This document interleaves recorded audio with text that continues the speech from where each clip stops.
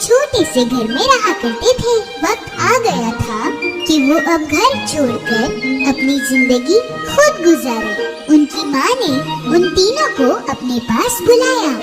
मेरे बच्चों, अब वक्त आ गया है कि तुम दुनिया देखो, अपनी नई जिंदगी की शुरुआत करो। भूलना मत, तुम चाहे जो भी करो उसे पूरे दिल से करना। ये जिंदगी गुजारने का सबसे सही तरीका है। थोड़ी सी उदासी और थोड़े से गुस्से के साथ अपनी माँ से मिलके तीनों पिगलेट्स निकल पड़े। कुछ देर चलने के बाद उन्हें एक जमीन मिली जहाँ वो अपने घर बना सकते थे।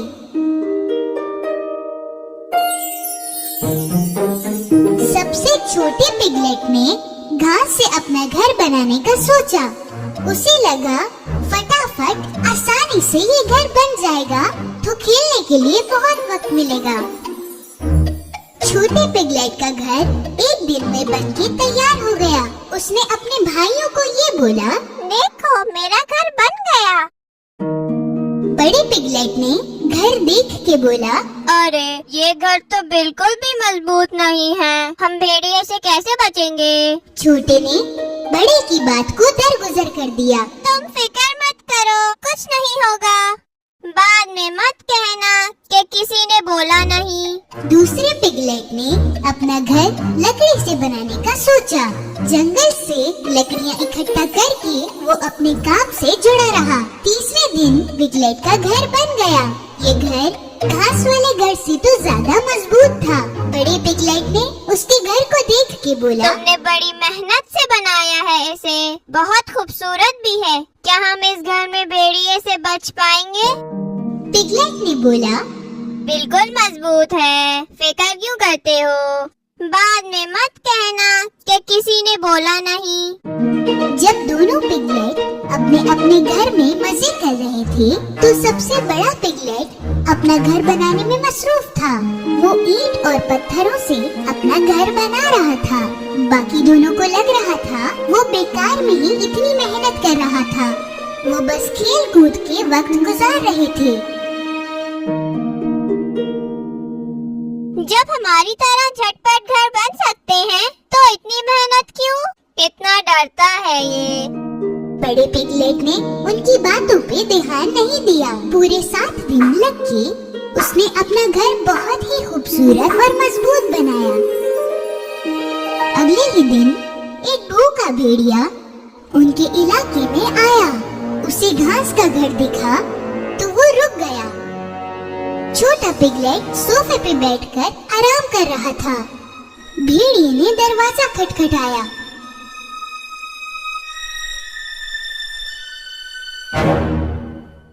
दरवाजा खोलो, मुझे अंदर आना है।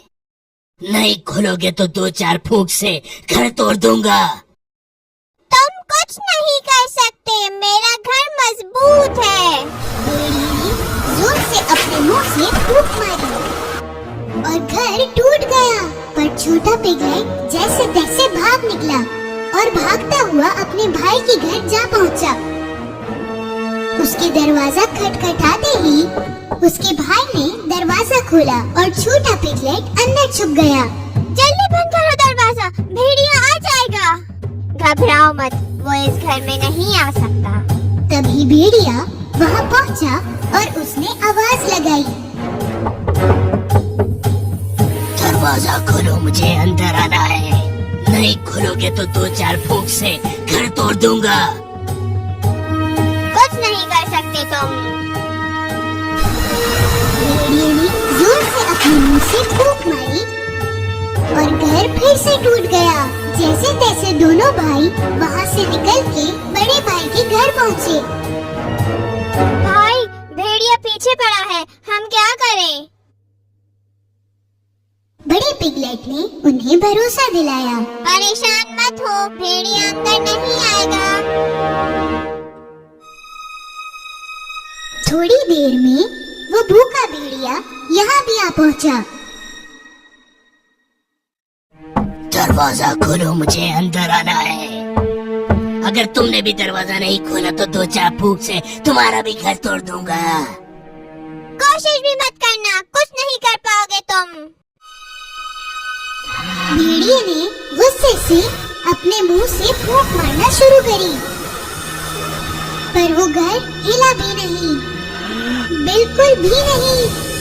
भेड़िया एक ईंट भी नहीं हिला पाया।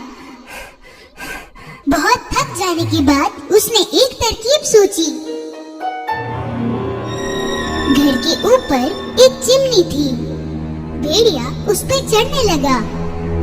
उसे चढ़ता हुआ देखकर उसे अंदर आने से रोकने के लिए बड़े पिगलेट ने फायर प्लेस में आग लगा दी और एक पानी का बर्तन उस पे रख दिया।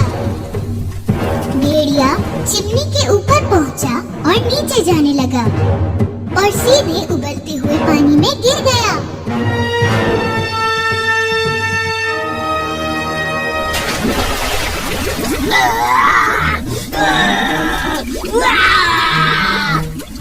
अरे बचाओ, मैं जल गया।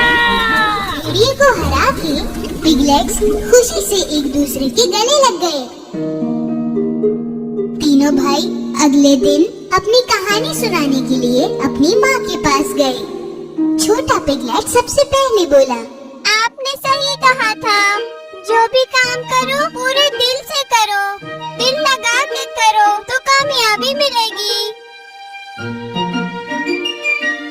उस दिन से छोटे पिगलेट और उसके भाई ने सुस्ती छोड़ दी और बड़े भाई की तरह मेहनत करने लगे और हंसी खुशी जिंदगी गुजारने लगे।